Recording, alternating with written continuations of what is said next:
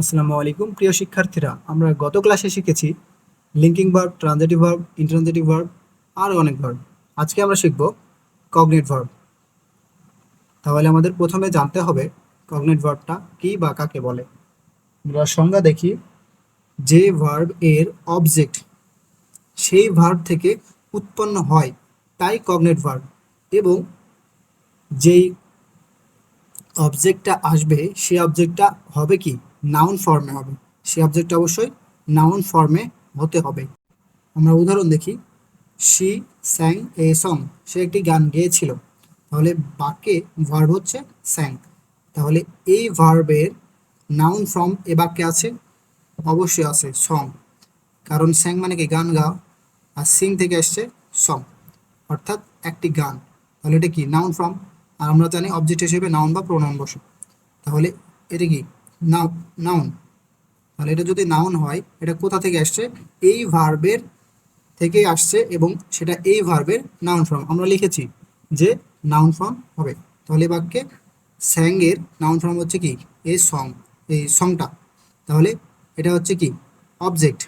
আর এটা তাহলে কি দাঁড়াচ্ছে, এটা দাঁড়াচ্ছে কগনেট ভার্ব। পরের আরেকটা উদাহরণ দেখি। শি ফট এ ফাইট, সে কি একটি যুদ্ধ করেছিল, তাই না, সে যুদ্ধ করেছিল। তাহলে যে ফটটা আছে, ফট অর্থ কি যুদ্ধ করা, এখানে করেছিল পাস্ট। সো সে যুদ্ধ করেছিল, একটি যুদ্ধ করেছিল। তাহলে ফট অর্থ যুদ্ধ করা, আর ফাইট অর্থ কি যুদ্ধ। তাহলে এই ফট থেকেই তো ফাইট আসছে। তাহলে এই ফটটা হচ্ছে কি ভার্ব আছে, ভার্ব ফর্মে আছে। আর এটা কি নাউন ফর্মে আছে। তাহলে এটা তো নাউন ফর্মে আছে, এটা কোথা থেকে আসছে, এই ফট থেকে আসছে। তাহলে এই ভার্বটাকে আমরা কি বলবো, কগনেট ভার্ব। আরেকটা উদাহরণ দেখি। She dreamed a good dream, সেটি ভালো স্বপ্ন দেখেছিল। এখানে ড্রিমটা কি অবশ্যই ভার্ব, এবং এই যে এখানে একটা ড্রিম আছে, এই ড্রিমটা কি এই ড্রিমটের ফর্মে একই লাগছে তো না।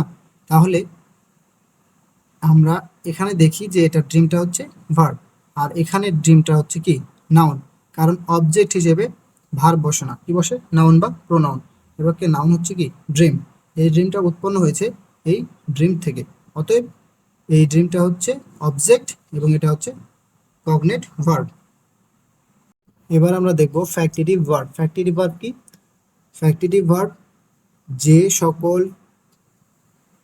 ট্রানজিটিভ ভার্ব এর অবজেক্ট এর পরে অতিরিক্ত অবজেক্টের প্রয়োজন পড়ে, সেজন্য বাক্যের সম্পূর্ণ অর্থ প্রকাশ করার জন্য আরেকটি বাড়তি অবজেক্টের প্রয়োজন পড়ে, তাই মূলত ফ্যাক্টিটিভ ভার্ব।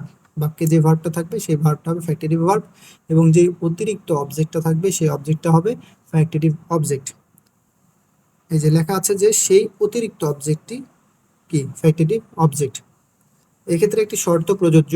শর্তটি হচ্ছে যে অবজেক্ট যদি একই ব্যক্তি বা বস্তু হয় তবেই ভার্বটি ফ্যাক্টিটিভ ভার্ব, এবং বস্তুটি বা অতিরিক্ত অবজেক্টটি হবে কি ফ্যাক্টিটিভ অবজেক্ট। আমরা কয়েকটি উদাহরণ দেখি, তাহলে সহজেই বুঝতে পারবো।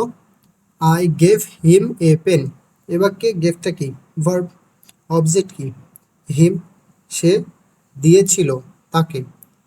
কাকে দিয়েছিল, তাকে। তাহলে অবজেক্ট হচ্ছে এটা। এখন কি দিয়েছিল, আরেকটি উত্তর আসছে কলম দিয়েছিল। তাহলে আমরা এটাকে ধরতে পারি অবজেক্ট টু, এটাকে ওয়ান। তাহলে এবার কে দুটি অবজেক্ট। আচ্ছা, দুটি অবজেক্ট। এখন আমরা বের করব কি ফ্যাক্টরি ভার্ব।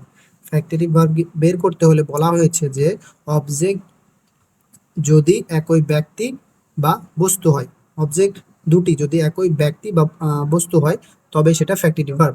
এবার কে হিমটা কি অবশ্যই ব্যক্তি, এবং পেনটা বস্তু। তাহলে এই দুইটা কি একই, দুইটাই ব্যক্তি বা দুইটাই বস্তু না। তাহলে দুইটা যদি একই না হয় তাহলে সেটা ফ্যাক্টেটিভ, সেই বাক্যের ভার্বটা ফ্যাক্টেটিভ ভার্ব নয়। তাহলে আমরা বুঝতে পারছি যে এটা ফ্যাক্টেটিভ ভার্ব নয়, এবং এটা ফ্যাক্টেটিভ অবজেক্ট নয়। এখন পরের উদাহরণটা দেখি। দে সিলেক্টেড মি চেয়ারম্যান, তারা আমাকে চেয়ারম্যান নির্বাচিত করেছিল। তাহলে কাকে করেছিল, আমাকে, তাই না। এটা হচ্ছে অবজেক্ট ওয়ান। কি করেছিল তারা, চেয়ারম্যান করেছিল, এটা হচ্ছে অবজেক্ট টু। তাহলে এই বাক্যে যে মিটা আছে সেটা কি ব্যক্তি? চেয়ারম্যান, চেয়ারম্যান কি কোনো বস্তুবাচক হতে পারে? হতে পারে না। তাহলে এই মি এবং এই চেয়ারম্যান একে অপরের কি কমপ্লিমেন্ট বা পরিপূরক। তার জন্য এটাই হচ্ছে কি এই শর্তের সাথে, আমাদের শর্তের সাথে মিলে যাচ্ছে যে দুটি অবজেক্ট একই ব্যক্তি বা একই বস্তু। তাহলে এই মি এবং চেয়ারম্যান একজন ব্যক্তি, যে আমি সেই চেয়ারম্যান।